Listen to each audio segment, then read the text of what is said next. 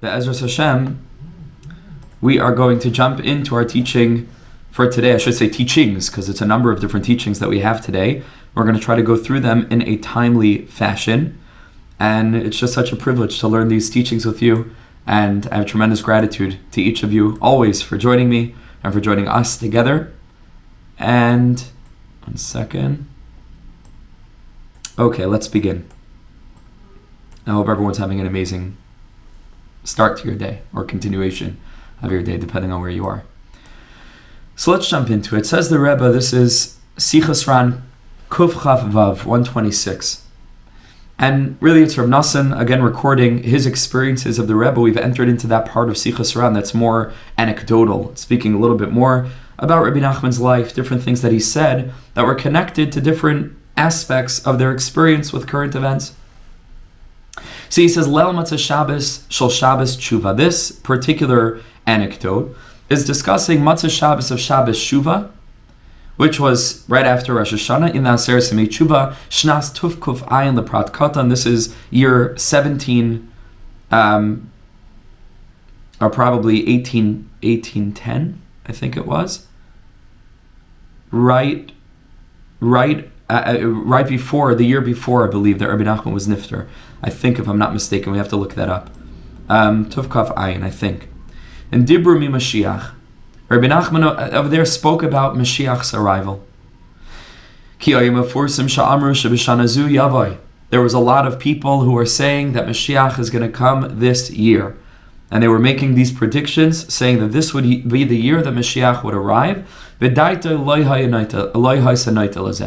Rebbe Nachman didn't agree. And we're going to learn about that in a second from the teaching that we have, the next teaching from Chaim Aran. Rebbe Nachman spoke about this. And you know what, maybe it's Kedai even just at this point, let's just sneak down to this teaching over here and learn it first, and then we'll go back. And this is just a sidebar, Le'inin HaKitzim, with regard to this idea of sort of predicting when Mashiach's going to come, give a prediction. Sheish Kama Gedolim, that there were many Gedolim, many Tzadikim throughout history, Shemechashvim Kitzim, that had this business of constantly saying he's going to come this year or that year or this decade. Saying that Mashiach is going to come on the date that they predicted, like as has been happening, says Reb Nosson, in our time. Because of different details and different circumstances, it must be that Mashiach is going to come then, in this month, in this year. And of course, this is not a new business. This has been happening for hundreds of years. In the previous generation, this was not Rebbe Nachman's derech at all. He did not agree with this. Amar, listen to this. He said a very sharp thing, and I think it's relevant and applicable and apropos for our generation as well, where because of the incredibly tumultuous times and turbulent times that we're living in, we oftentimes have this sort of netiya, this inclination to say, okay, so Mashiach is here. Mashiach is coming. When's Mashiach coming? And to give a year, to give a month, to give a date. So Rebbe Nachman says the most powerful thing. He says, Va'amar shekol zman sha'imrim ezekate. Whenever they give a specific time to say that's when Mashiach is coming, az bevadai lo yave Mashiach b'shum oifin ba'isa kate she'im oimrim. They are causing, for that particular time that they identified as the time that Mashiach is going to come, is the only time that Mashiach will for sure not come. Whenever there's a specific prediction on a specific date or a specific year, that's the time that Mashiach will for sure not come. Daf Yud Beis Amud Aleph, it's already brought in the Zohar. That the Zohar curses those, so to speak, who are involved in this business of trying to predict the exact date of Mashiach's arrival, because we already know from the Gemara in Sanhedrin that Mashiach will only come behesech hadas. It's even a song. They even made a song of it, but it was a Gemara before it was a song. The Gemara says that Mashiach will only come ein ben David ba ela behesech hadas, with the concealment of our focus, when we're not paying attention, so to speak. And fascinatingly enough, I saw in the sefer from the Chernobyler that he brings that the root of this, that Moshiach can only come behesach hadas. Fascinating enough, where did Chazal get this from? Why is it built into the construct of Mashiach's arrival that Moshiach can only come behesach hadas when people are not really aware, without our focus? Says the Ma'arinayim, it's rooted, fascinatingly, in, of course, the tradition of Malchus Beis David, which emerged from Rus, which emerged from Moab, which emerged from Lot and his daughters. See, he says that the pasuk that tells us that Lot lo yada b'shachva uvekuma, that Lot wasn't aware of this, that his daughters had given him wine, right? And they were trying really to just keep the world going. And from there came Moab, and from there came Rus, and so on and so forth. See, he sees those words in the pasuk that Lot lo yada as the root for this, that ein ben David ba ela behesach hadas, which, of course, coming up to Purim, obviously has what to do with the concept of drinking or sleeping, whatever it is, to get to a place of ad de lo yada, is to get into that realm of not knowing. And this is a very deep thing. Mashiach cannot come through calculation. Mashiach cannot come through predicting dates based on our understanding, because the whole energy, and this is the depth of it, the whole energy, or perhaps, I don't know anything, I'm just suggesting, but maybe it's a little bit of a deeper way of thinking about it, is that the whole energy of Mashiach is humility. The whole energy of, what does it mean, drinking ad lo yada? Now, the Svar Makdashim say that means that a person gets beyond the eitz hadas tov ra,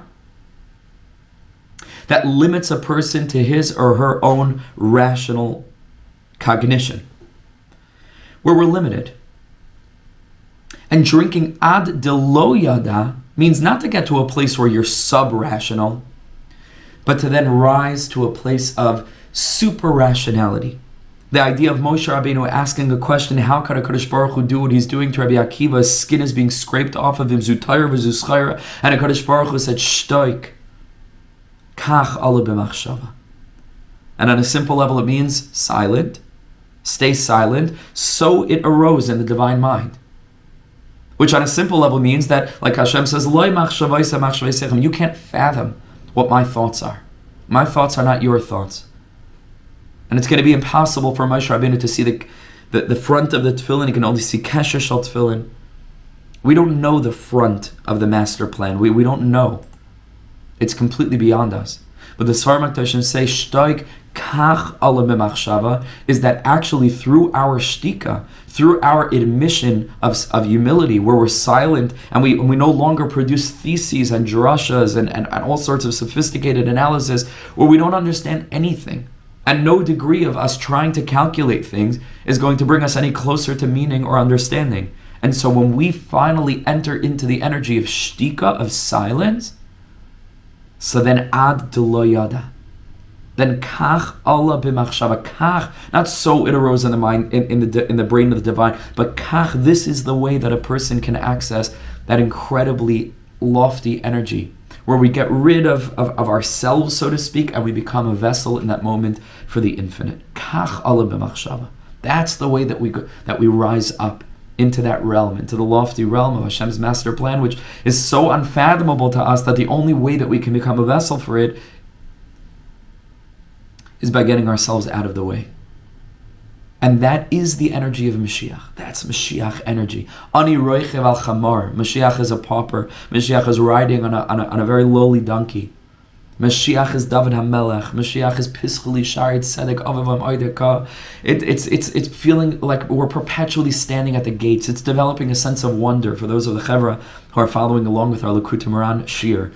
So we've learned this in various forms over the past couple of days, in amazing ways, in Torah Zion, about what it means to have a consciousness of emunah, of nisim, of wonder, vatehoim kol ha'ir, tahaim al tahaim, that drush over there, what it means vatehoim, to live in a state of wonderment, Not a state of a person who's divested the world of all of its sparkle and its magic because we think we figured everything out. We didn't figure anything out. The more we think we figured things out, the worse things become and the more incomprehensible things become. And it's even more painful because we begin with the premise that we're supposed to understand things. And we think that we understand things and that we don't understand things. And how can that be?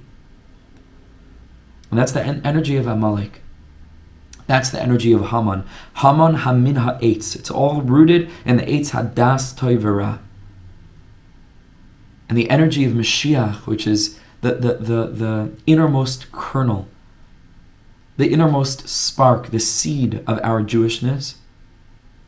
Zera David Avdi. The energy of Moshiach comes to counteract the energy of Amalek in the most specific and precise kind of way. Where it's coming to counteract that energy of mikra, coming to counteract that energy of cool logic, that frozenness of Amalek. And it comes to thaw the world, and it comes to bring us back into that childlike state of simplicity, of tendencies and pshitus. Into that childlike state of humility, of dependency, of silence. This is the whole thing of Mashiach. So now that we've established that the energy of Mashiach is an energy of simplicity and humility, how could it be that Mashiach energy can reveal itself in the world, all the while that you have people who are predicting when Mashiach is coming? Meaning this energy that's predicting when Mashiach is coming is exactly contrary to the energy of Mashiach. And so Memela, Ein ben David ba. Right? Mashiach can only come Ela behesach hadas. Because the hesach hadas is itself, in a certain deep sense, the energy of Mashiach. Because hesach hadas means I'm getting out of my das. I'm getting ad lo yada. That's the energy of Purim. I'm so humble. I don't understand anything. Because I thought that Haman and the Gezerah on Klal Yisrael lahashmil lahargul abed was a terrible thing.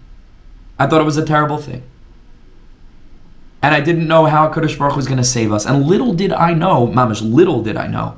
And when I become little, then I know. But little did I know that actually the roots had already been laid and the foundation was already being planted for the Geulah long before even the Gezerah. That HaKadosh Baruch Hu caused that he should get angry at Vashti, and then a spot should open up, and then Esther should go in, and then Mordechai should overhear Big Son and Seresh, and then. And before you know it, the whole thing is and a Jew stands back in awe from the Kriyas Megillah. And a Jew reflects on this, that Hashem's name is not written in the Megillah explicitly because the whole Megillah is God's name.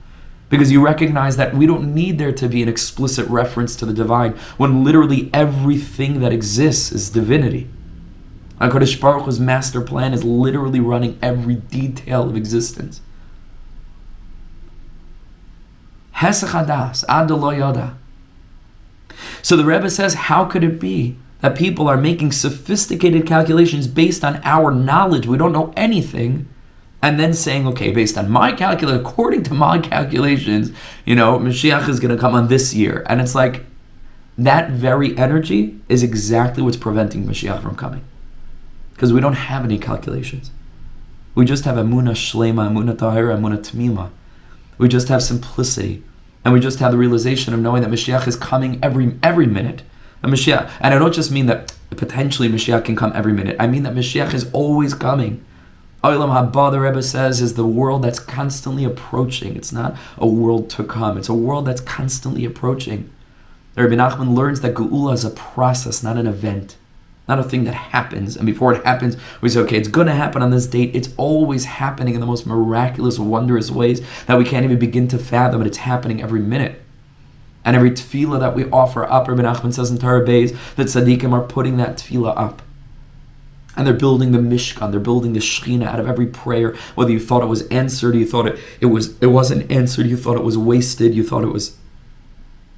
The tzaddikim are incorporating all of our holy desires and all of our efforts, small or large as they may be. In this generation, everything is large. Every effort is huge in ways that we can't even imagine how precious it is. And it's contributing to the process of the Geulah that's continually unfolding in ways that are completely wondrous to us.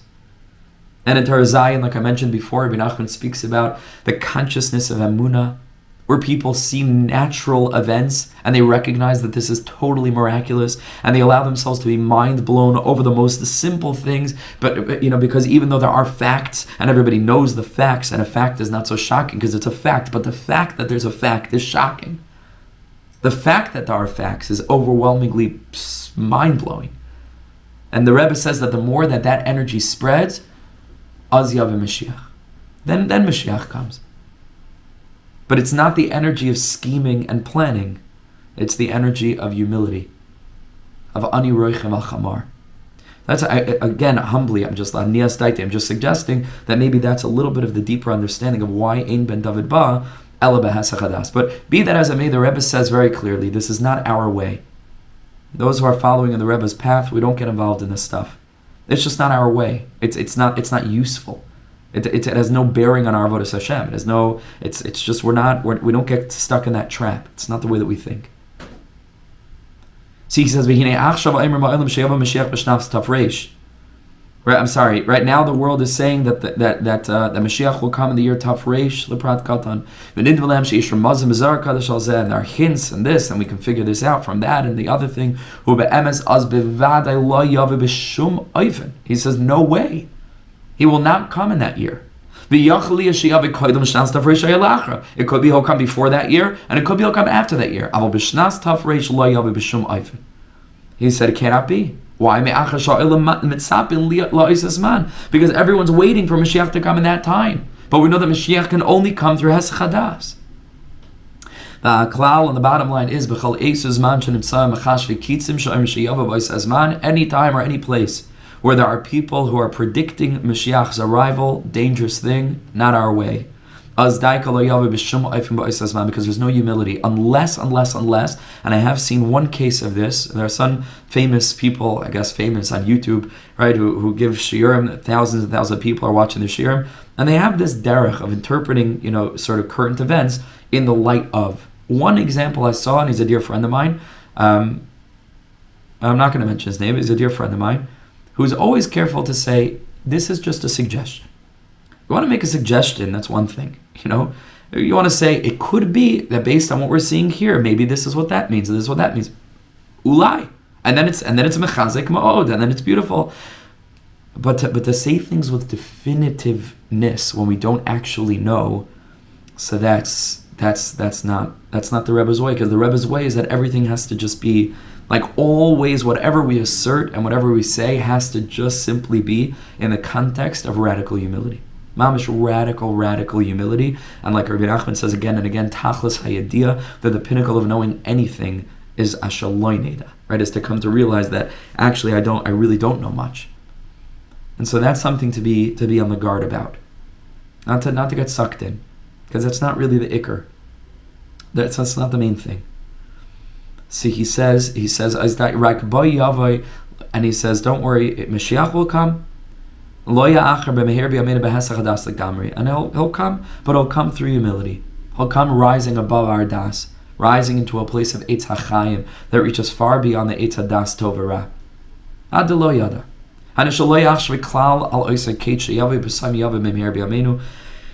When we least expect it, Moshiach's going to arrive. Okay, that's the teaching that's related from Chaim HaRan. Let's go back to our teaching from Sichos HaRan. Rebbe Nachman was not interested in this whole thing. And Rebbe Nachman said, before Mashiach comes, and again, he didn't say when this will be. He just gave a siman. He said there will be nobody who's crying out about emunah. There will be many tzaddikim who are screaming out about emunah like I do today, said the Rebbe, until their voice is hoarse, mamish hoarse. Their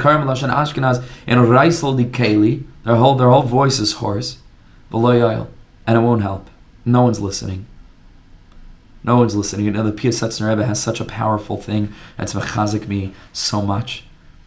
He has this piece in Saviziras, which is like a little bit of the Tzaddik's diary. It's a very, very remarkable piece of literature. And he writes over there, he describes over there, and I've said it over in shiurim, he describes a Friday night where he was sitting by the tish and he's trying to connect his Hasidim to a hasag of divinity so that they should feel what he felt and what he feels on a Shabbos day, on a Friday night. And he said, I'm speaking and no one's listening. He said, I'm speaking until my voice is hoarse and no one's listening. And he describes how then he just went to his room and he just opened his window and he started speaking to nature, just started speaking to the world. And he felt the world just absorbing his words. Like, did anybody ever speak to the world? We're always busy speaking to other people. What about speaking to the trees, to the rocks, and to give them a chizuk and to remind them who they are and what a privilege it is to be part of HaKadosh Baruch Hu's world. And that perception of speaking and v'lo yayil, nothing really working, that's very powerful, very, very powerful thing. Well, Masha Kasav, he says this, that it's written in Yeshayahu, Kal Anisha B'tziyim Anais Yerushalayim Kadosh Ya'amalai. The Gemara tells us, based on this pasuk in Yeshayahu, those who will be left over in Sion, those who will be left over in Yerushalayim, Kadosh Ya'amalai. People will come before them and say Kadosh, just like we say Kedusha before HaKadosh Baruch Hu, Kadosh, Kadosh, Kadosh, Hashem Tzavah, guys. The Gemara says, if it even sharper lashon, it says, Asidin Tzadikim Shenikra Al Shem Kainam. The tzaddikim will be called HaKadosh Baruch Hu. They will absorb the Kedusha of HaKadosh Baruch Hu. And that's why there will be those who come before them and say Kadosh. This is a Gemara in Baba Basra, you can look it up. It's very radical teaching, but that's what it says. She'yoimru l'fnei tzaddikim Kadosh. Says the Rebbe, Hu kipshutai. There's no doubt about that. That's for sure going to be the case. Ki bevadei tzaddikim sheyishuru az yichazku v'yishuru be'emunasam HaKadosh yiru'im l'ayim l'fneim afilu yoser mizeh. Says the Rebbe, certainly it will be fitting even to say more to the tzaddikim than just, holy ones. Because they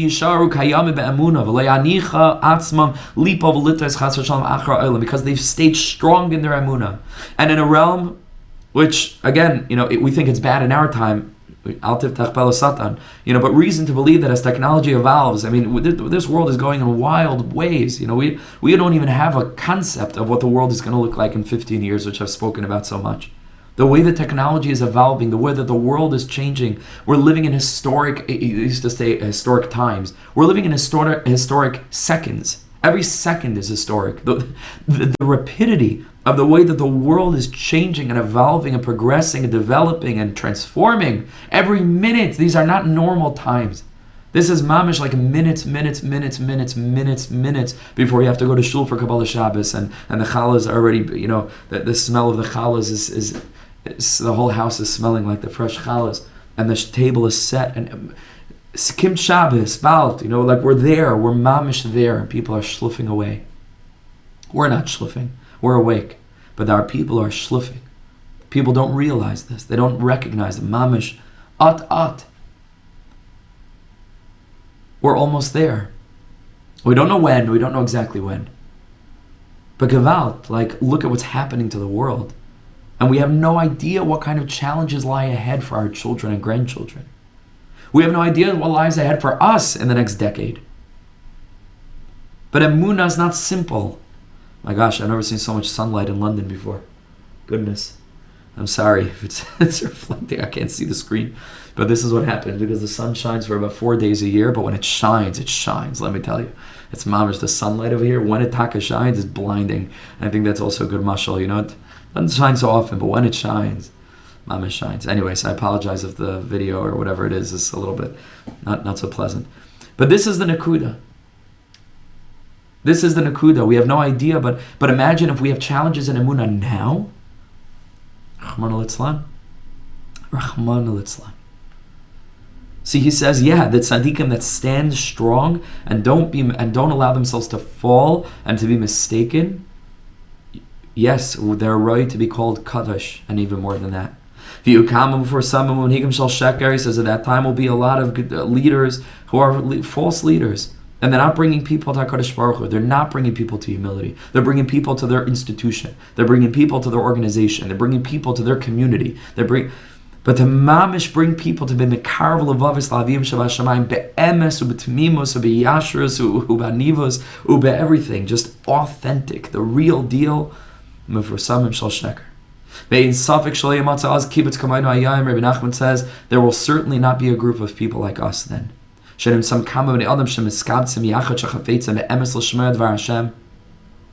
Where people really get together just without any other motive, just to connect to HaKadosh Baruch Hu, won't be. There will be some holy people. There will be spread out, and they won't be gathered. Anava Amar, Rebbe Nachman announced, and he said, sefer. He said, write this down. Right, it's referring to the writing down of the Torah and giving it over to Yeshua. Right, sefer. He says, write this down now. So that they will know in the time to come that there was somebody who already knew this. And by the way, you have to also keep in mind that Rebbe Nachman still lived largely in a religious world. The world still believed generally. They had different beliefs, but the world was saturated with a consciousness of faith. And then just before Rebbe Nachman's time and throughout Rebbe Nachman's time, with the Haskalah and with the general winds of science and technology that was beginning to develop, the world changed in ways that they couldn't have imagined, really. Because what was the alternative to religion? There wasn't an alternative. There was no other choice. There was no other option. It wasn't like faith in science. There was no science. It was called klal emunah. Everyone had emunah. Okay, their emunahs could have been terribly distorted and violent and terrible, but everyone had emunah. So to us, it's like, that's the world that we're living in, but it's a b'chin of Ruach HaKodesh. Maybe a b'chin of Nevuah, I don't know, but it's definitely Ruach HaKodesh. When the Rebbe says, I knew this from beginning. And therefore, once they know that, then we'll be able to connect to the true tzaddikim. Because we know that they understood what we'd be going through. And Rebbe Nachman, like we learned this morning in Likutei Moharan, Rebbe Nachman wasn't just giving advice for his dar, he was speaking to our generation with an incredibly precise focus, with a remarkable degree of relevance. And this is the reason that Rebbe Nachman was telling us this, so that we should know how to hold on tight to the tzaddikim. Let's move to the next teaching, 127. Elul. One time the Rebbe was speaking about the month of Elul. And he said, this, that it's a minhag to say the Tikkunei Zohar in Elul, which is that part of the Zohar Kadosh which takes the word Bereshis and interprets it 70 different ways. Remarkable discourses on one word in the Torah. Rebbe Nachman says elsewhere in his writings, and I think we may have mentioned this in the past or learned it together, that the Rebbe says it's nothing unique to the word Bereshis. If Rebbe Shimon wanted, he could have revealed 70 interpretations of the word Bara, and the word Elikim, and the word Es, and the word Hashemayim, the Es Haaretz. And every word of the Torah is infinitely deep. He just wanted to demonstrate it, so he wrote it on the word Bereshis. And the Ramchal, in his sefer Tikkunim Chadashim, does the same thing for the word Yisrael, for the last word in the Torah, revealing brand new chidushim, again 70 interpretations. So it became a minhag to say the Tikkunei Zohar, because to learn it is very, very difficult. But even if a person doesn't understand, just to say it, ve'elo shahanigan shal tikkunim, because the melody of the tikkunim, the sing-song of the tikkunim, and a little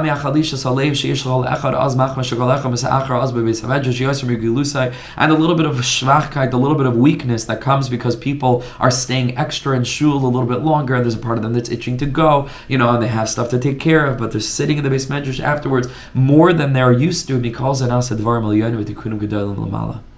Says Rebbe Nachman, we cannot imagine what this accomplishes in the upper realms. We can't imagine what this is. How this is bringing the Geulah, how this is literally, as it says in other Sfarim, that the Geulah depends on this, on the study of Kabbalah, the study of penimiyus haTorah in all of its ways, and all of its, the ways that it was brought down into our world. For everyone. Mamish for everyone. And I was telling somebody earlier, I was having a conversation, I told him that there are really four, but for our purposes, there are three things that people tell me It's like the three most common things that people reach out to me. If someone's reaching out, they're usually reaching out for one of these three things. The first one, very, very simple. I've said it in shiur before. Can you get me to Rav Moshe Weinberger? That's the first thing. I get very excited when I see someone sent me a message. Maybe they want to share a different Torah, they want to ask a question, they want to say something. No, not interested in you. Can you please get me to Rav Weinberger? Which I'm happy. Again, if it's something that's really important, I'm happy to facilitate. Okay, that's usually number one. The second most common question is, how could I quote Reb Shlomo Carlebach in my books, and how can I sing his songs? And there are answers to that. That's the second most frequent question. At this point, I'm just copying and pasting what I've already written in emails and just send it. And it's Kiseder, I get emails like this. And the third thing is, how can you speak so negatively about the yeshiva world? Do you really believe that it's one size fits all? Do you really believe that your derech is for everyone? And isn't your whole message, about compassion for other Jews, and how could you be looking down on other Jews and being so judgmental? These are basically the three things that I get almost on a weekly basis, not on a daily basis, but all the time. And you could have asked the same question, meaning that third question, about Rabbi Shimon Bar Yochai, because nothing that I'm saying, Chas v'shalom, is anything new. There's nothing new. The Rashbi said that besifra da'if can be megalusa berachame, that the coming of Moshiach depends on learning these teachings. And Chas v'shalom, if I ever say anything that's taken to be negative or judgmental, Chas v'chalila, it's coming from such a place, not even of like despairing sadness. It's not despairing. It's the most optimistic frustration. It's not a frustration of like, oh my gosh, everything's falling apart, or what are we going to do? It's a frustration of knowing that we have the answer. It's so easy. It's so easy, and I see that it's effective, and I see that everybody across all the different spectrums know that there are issues, and they want to know an answer, and they're searching and searching and searching and searching. We have the answer. HaKadosh Baruch Hu put tzaddikim in the world who were sharing guidance that wasn't just for their chasidim, because Rashbi didn't have chasidim. Reb Shimon Bar Yochai is lakol, and the Ari HaKadosh is lakol, and the Baal Shem Tov is lakol, and Rebbe Nachman is lakol. Yes, it's for everybody, but not that everybody has to become a Breslov chassid, or that everybody has to learn these particularly mudim. All we are arguing for is balance, and that's not my chiddush. That's HaKadosh Baruch Hu created the world in neshama and guf, body and soul. HaKadosh Baruch Hu created the Torah, neshama and guf. There's halacha and haggadah. It's all in the Gemara, but it depends what part of the Gemara we're focusing on. It's all there. What do you think? The Baal Shem Tov just made stuff up out of the air? The Baal Shem Tov, everything the Baal Shem Tov taught is already coded in the Gemara. It's coded in the haggadahs, but we're not balanced. And we don't give enough time to really focus and to really give people a system of penimiyus. And so instead what we have is chaver who come out of the yeshivas, which I adore and love and respect, and I learned in many of them, and I understand them deeply. And they come out maybe hopefully knowledgeable, usually not, but hopefully maybe knowledgeable in one area of Torah, but absolutely fundamentally deficient in the neshama of Yiddishkeit. And that's a big issue. And that's not my opinion. This is just mitzias. That's not healthy. And Mamela, from there, we have a system that's built around that particular kind of educational approach. And that has implications, that has very real implications for people's mental health, for the way that people view themselves and their value, for the way that people experience the ups and downs of life, for the way that people really approach every aspect of their life experience. It has a real implication. And everybody sees that there are issues that need to be dealt with. And so here comes somebody who's saying, I have a solution, and all of a sudden he's judgmental. It's like, I don't know what to do. I'm trying to say, Chevra, like, hiktim refuah lamaka, let's try it. I'm saying, unless somebody's bringing somebody else, something else, all I hear is kvetching though, but I'm not kvetching. We're not kvetching. I'm not complaining and saying how terrible things are. Adarabba, I'm saying things are so beautiful, they could be even more beautiful. Od yoter tov. They could be even more beautiful. They could be even more healthy. They could be even more balanced. They could be even, not just our learning should be strong, but our davening should be strong. And not just our learning and davening should be strong, but working in the office should be mamish strong with Hashem. And then we should build a culture where every Yid feels like he or she has a place. irrespective of one's Talmudic capabilities. Where, of course, Talmud Torah is Keneged Kulam, and that's held up to be the Iker, but Yiddishkeit is so broad, and every person needs to connect to HaKadosh Baruch Hu where they need to connect to it. So, of course, it's not one size fits all. Adarabba. We're saying millions of sizes fit all. That's the hashkafa, is that it's every size fits all, but it has to be a size. It has to be a garment worth wearing. It has to be something that's healthy. That's it. So, chas v'shalom, people take this like I'm being negative. I'm not being negative. I'm just expressing deep pain. Deep. I can't tell you how deep the pain. And if we don't call out issues, no one will have any idea what we're talking about. They'll have no idea what we're talking about. You'll just be another rabbi in Torah anytime. You'll just be sharing beautiful Torah. But if we're not capable of self-critique, if we're not capable of bikoret, if we can't point our finger at an issue and say, this needs to be corrected, this, and not only needs it to be corrected, but it could be corrected easily, then nothing will be corrected. And then we'll continue to complain. It can be corrected, it will be corrected, it is being corrected, and anybody who has something to say has opposition. And that's the way that the world works. Ashreinu.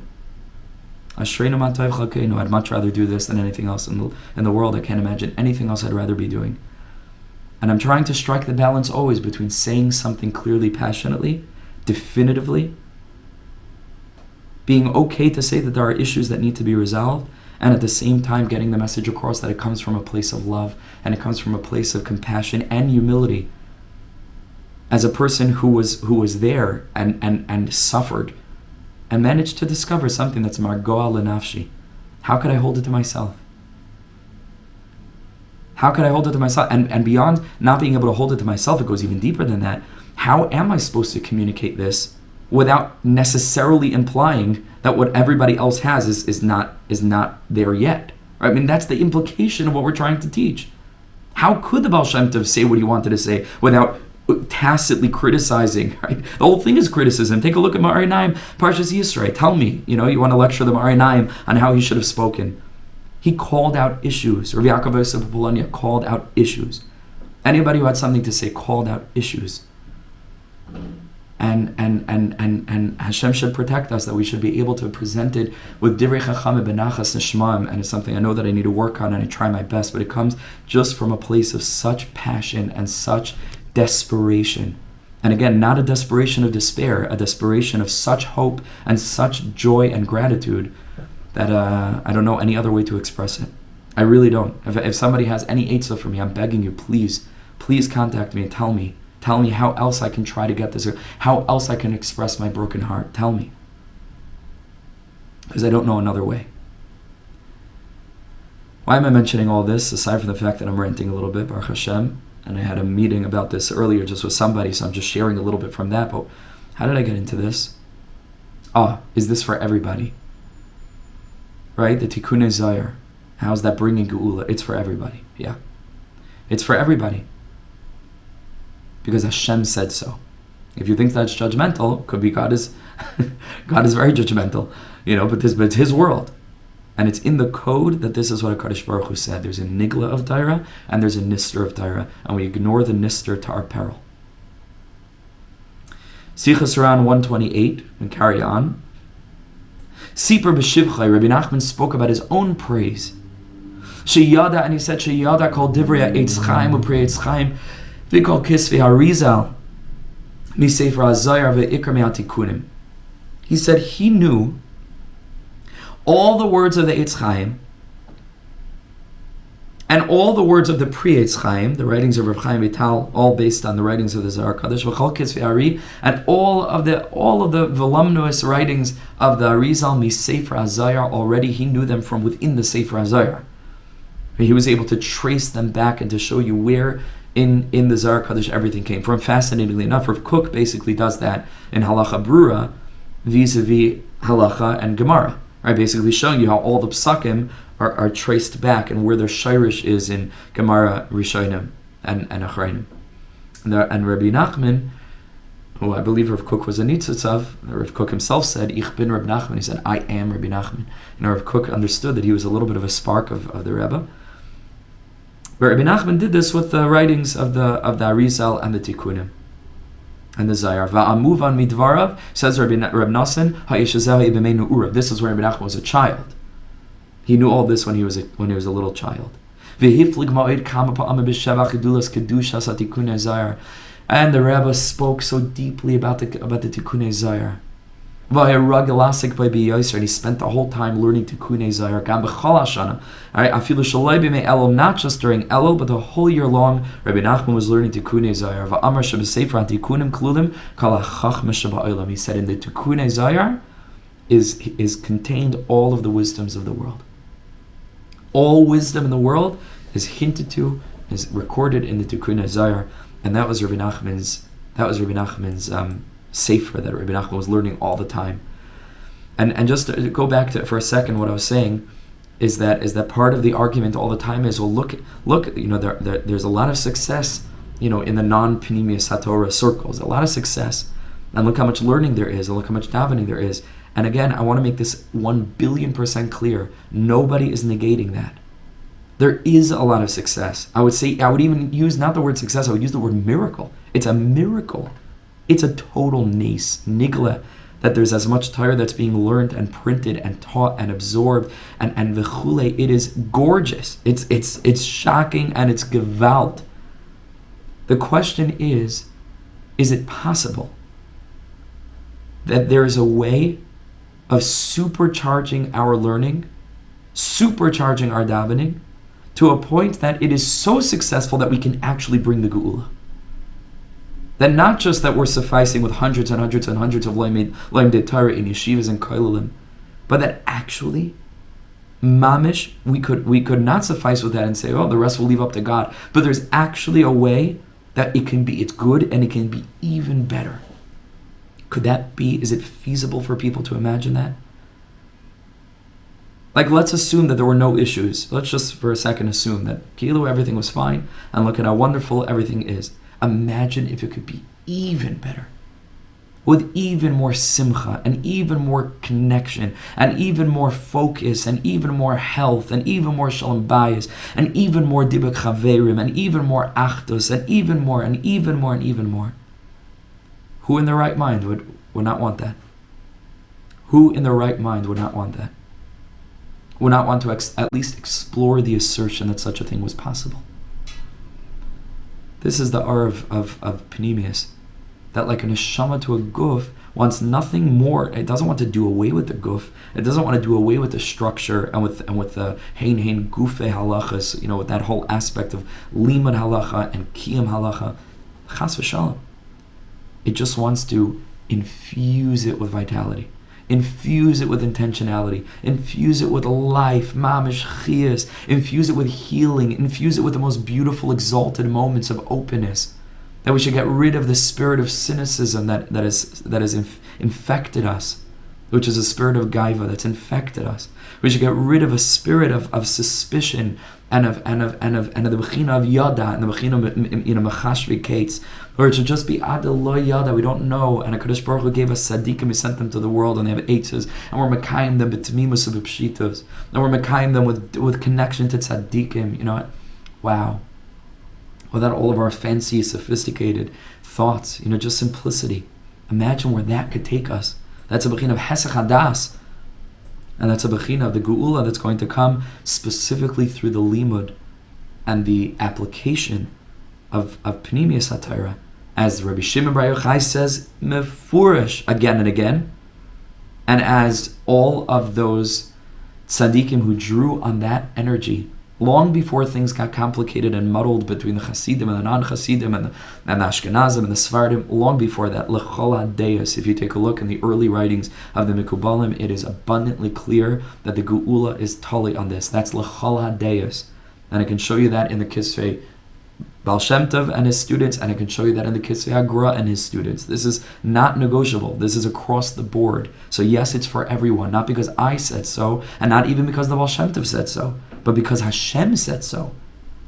Because HaKadosh Baruch Hu said so. And it's as simple as that. I don't know why this is like, why we're fighting about this. We're not fighting about this. You guys are just like my therapy session a little bit. I know we're not fighting about this. You're here. But I don't know why anybody should be fighting about this. This is what we need today. This is what we need. Let's finish it up. Sichos HaRan Kuf Chav Ches. He says, Iker is Gabras HaTaiva HaYedua. He says the primary Taiva HaYedua, which is Dainu Taivas HaMishkal, which is the Taiva for physical gratification on a relational level. He says, really, this Taiva that's so prevalent in our day and age, so powerful, he says it comes from depression and sadness, which is a phenomenal insight. Because today you see both of these things, right? And you're not sure which one causes which. But you see this phenomenal uptick in tremendous levels of depression and sadness. And you see a phenomenal uptick in the B'china Pagam Bris on every level. And says the Rebbe, these two things are connected. It's not just that Taivas HaMishkal causes atzvos, although that's true, but maybe it's that atzvos actually causes the Taivas HaMishkal. So the Rebbe says, because a lot of people are working on Shmir Sabris, but it could be that Shmir Sabris is not actually the issue. It's a symptom. It could be a symptom. And maybe some people can't work on Shmir Sabris. Maybe it's beyond their Nekudas HaBechira, and no matter what they try, whatever it is, they're stuck. So focus somewhere else. So the Rebbe says, so therefore, let's work on Simcha. Let's work on Simcha. And the more that a person's besimcha, and the more that a person's with hope, and the more that a person hangs around Yidden or optimistic and Emunah oriented, and the more that a person is being mesameach himself, even b'mila d'shtus, like Rebbe Nachman says, sometimes being silly, or not taking ourselves so seriously, or not taking the world so seriously, or like Reb Joyce Rosenfeld wrote the other day, to take not being serious so serious. You have to mamish take it so seriously because we're not serious, because everything's too serious to take seriously. And so we have to take that very seriously, right? Just to be besimcha all the time. Even if a person falls into the darkness, into the dirt, and into the mud, and into the quicksand. It's so difficult to get out of that place. So don't give up. Like the Gemara says, even if a person has a sharp sword against their neck, don't give up. You might be wherever you are. So Mishrait, he brings in the beautiful lashon in Yiddish, bezel lashon as afilu as mefalt and ablata arayin. Even when a person falls into the mud, shreit minum mishreit. You just cry out and you cry out and you cry out. Oh, if it could be a yad of ksas, and he raised his hands a little bit, amar yoser, and he didn't say any more words, because sometimes there are no more words to say. When a person makes an assessment of our experience, when a person looks around at what's happening in our world, it's just, what can you say? It could be a yad of ksasi. You just raise his hands a little bit. You just have to scream. You have to know how to scream. You have to never ever give up. Mamish, never give up.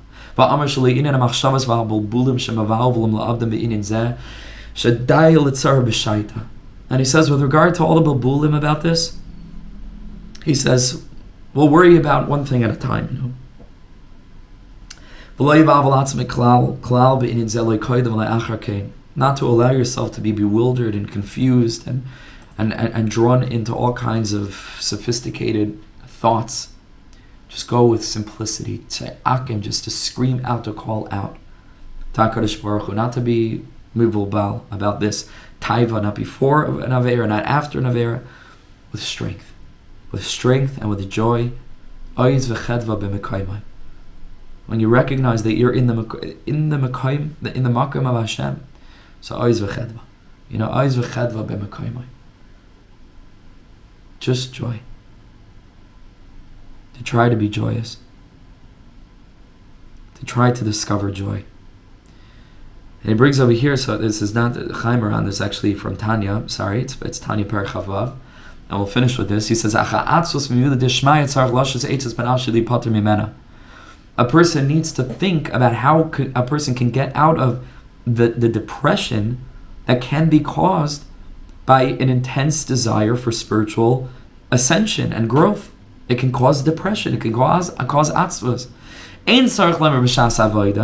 He says this, we don't even have to say during the time that a person is serving Hashem, that without a question a person needs to be learning with joy and davening with joy, and it should be b'simcha v'tov leva, for sure. Even a person is at the office, and a person's busy with things. When a person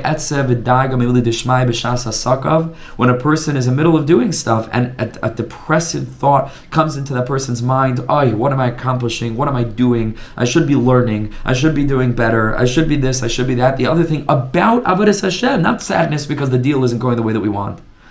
Says the Tanya, Bi'adua shu tachbulas hayetzer. He says you have to know this is the Yetzer Hara. Because you see there's a connection between taiva and sadness, and it begins with sadness. If you're thinking about it on a very deep psycho-spiritual, emotional level, actually means that it is rooted in the awakening of the sense of void that a person feels in their life, a lack. Because that's really where the sadness comes from. The sadness comes from like there's some part of me that needs to be filled that isn't already filled, and that's a dimyon, because that only arises with an identification with the body, in which case it is true. The body is always fundamentally deficient, like we've spoken about.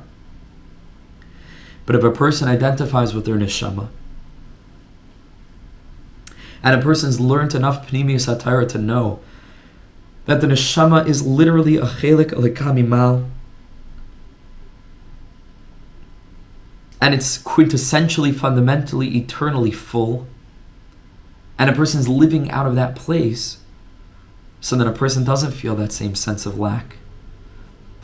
But if a person's ba'atzvus, and a person's disconnected from the simcha of knowing that HaKadosh Baruch Hu is running the world, and that all those parts of myself that I think are outside of the circle of the parts of myself that are dancing all the time, actually you need to widen the circle, and like Rebbe Nachman tells us in Dalet, drag those parts into the circle. They're also part of the circle of life. They're also part of the aspect of the Eitz HaChaim. They're also part of the aspect of HaKadosh Baruch Hu's master plan, where there's no beginning and there's no end, because Magim Mireshis Achris and Ani Risham Ani Achrin, that at the beginning and at the end is just me, says Hashem. It's all me. It's always ever been me. If a person knows that, so then what atzvos? What sadness? Then there's no void. Then we're full. But if we're ba'atzvos because we're identifying with the guf and we're forgetting about our essential wholeness, you know what comes next. What comes next is trying desperately to find something to fill that hole. And the hole is a gashmi hole, be'etzem, right, conceptually, and therefore we think that we have to fill that hole with gashmias. And of course, it cannot be filled. It cannot be filled. Because the only thing that could fill it is my deep recognition that I am already whole. That's the only way that we can fill the hole, is actually coming to conscious recognition that I am already whole. And this is really the goal of all of therapy, really, and as far as I'm aware. And the goal of all therapeutic modalities is to get a person to this basic realization. And secular therapy has a much harder time of it. Because how are you going to convince themselves of their innate wholeness without a God? And in a fundamentally meaningless universe? What are you going to create some kind of artificial meaning and get the person into collecting stamps, and all of a sudden now their life is meaningful? Like, because you got them to follow sports and politics? Like, mineu bei, nafal pita bibira. You can't build a structure on itself. So there's always something fundamentally lacking unless a person can be convinced that there's some fundamental essential value, in fighting these battles and in striving and in self-development. Maybe, if we're lucky. But from the standpoint of emunah, mamash, we're able to communicate to ourselves and to others and to help them to contact their sense of essential self, which is literally the fullness of the infinite. The fullness of the Ein Sof that's inside of each and every one of us. It's inside of us. And the whole point of penimiyus and the whole point of therapy, is to get, which is penimiyus, a different form, is just to get us to this. To get a person in contact with that fundamental wholeness we call the inner child, whatever you call it, that place which is still pure, that place is just the lost princess, to get a person back to that. And if a person lived out of that space, they would never have a taiva. They wouldn't. Because they would feel so full and so happy that I don't need anything. I already have everything. That's what Yaakov Avinu told Esav, Yesh li kol. I said, I had everything. And Yaakov Avinu was a Shomer Abris, Reishis Oini, because he had kol, because he had everything. So he didn't need to go looking for external pleasures and for physical gratification elsewhere, because he lived out of that space. All right, so for the rest of us, that's an ideal. We're all working toward that in one way or another. But there's not going to be a way to do that unless we learn penimiyus. Otherwise, how are we supposed to know this? How are we supposed to know who we are? How are we supposed to know what this whole thing is really all about? How are we supposed to develop expanded levels of consciousness about current events and about where we are in history and about what our mission is collectively as Yidden and about what the nature of the Shekhinah is and about what it means that the Shekhinah is in Geulah and about what it means to cry over the Shekhinah, not simply to sit in front of some sefer and to tick the box and say, look, I'm a card-carrying member of the Orthodox Jewish world, so what are you coming to judge me for? Nobody's coming to judge anybody.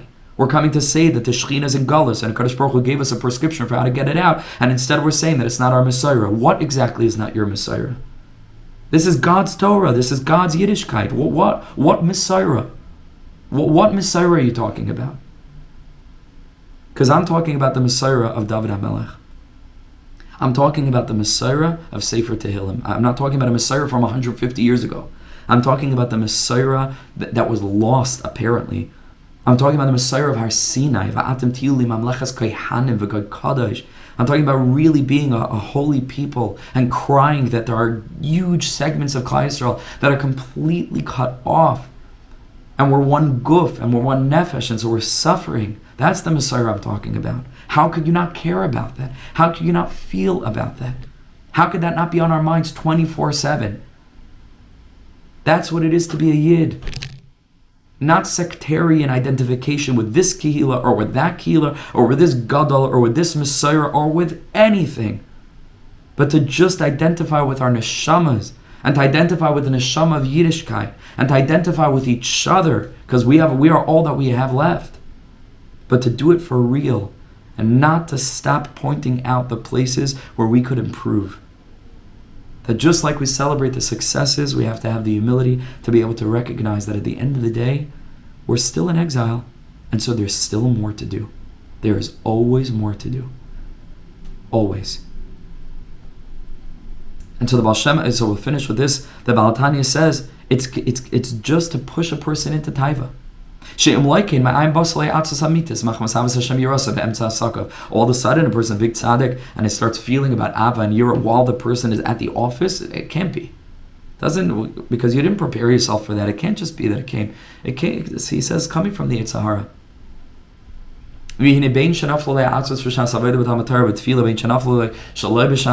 Whether it comes during a person's work, literally, or whether it comes in the middle of a person's avodas Hashem, in learning and in davening, zayz yasim alibai, let a person place the following thought on their heart. Ki ein hazman groma ke'es la'atzus hamitis. This is not the right time for this. Imagine that. Imagine if we had enough presence of mind to be able to look at an emotion, watch it, and dismiss it. You're dismissed. You're not relevant. You're not needed now. I'll invite you back in when you're needed. Right now, you're not needed. Just dismiss it for recess. Atzvus dismissed. That's it. You can go. Ein hazman grama ke'es la'atzvus hamitis. This is not it. Even for real tshuva on real averos, it's not the right time. For that you need just, ispaidus, time that a person sets aside. That's a whole different thing. To contemplate the greatness of Hashem and the importance of life and the seriousness and the non-seriousness, but the seriousness. And then a person will feel not atzvus, but a very holy, healthy sense of bitterness and brokenness. But every other time, like Rebbe Nachman says over here, it's just coming to cause taivas. It's mamish just the satan. And the main thing is, don't fall for this trap. A person needs to be very careful to try to be besimcha tamid tamid. With simplicity, with emunah, with pshitas, with yishuv hadas, with simcha, and with dveikus to tzadikim, and putting it all together. That's really what we need. And I'll be totally honest with you. These teachings, we learn these teachings all the time. Every teaching from Rebbe Nachman is essentially pointing you back to the same place, but we have to get together every week and learn it. Because if we're not literally today, if we're not drowning in penimiyus, we have to counteract Niagara Falls of lack of emunah with Niagara Falls of penimiyus. We just cannot do it otherwise. We cannot do it otherwise. There's no other way. There's no other way. We need to be literally flooding our consciousness with this. Otherwise, there's no hope. I'm telling you, there's no way. There is no way. So ashreinu, mamash ashreinu, that we're connected to tzaddikim, that we're holding on, that we're true mevakshei Hashem, with humility and with balance and with health and with real tears, and with real joy. Okay, Eden. Thanks for that. I should pay you like therapy bills. I should just divide like a therapy hour between all of you. But it helps me so much because I there's so rare that I could speak to people who get it, and I know that you get it, and such shining people and such shining faces. And thank you for journeying with me, making it a little bit less lonely. Ashreinu. Okay, I have to jump off. Wishing everybody the most amazing rest of your day and week, and chazak v'yamatz. All the best. Thank you so much. שכל כך אוהב אותי האב שלי מלך חי וקיים על כל נשימה שאני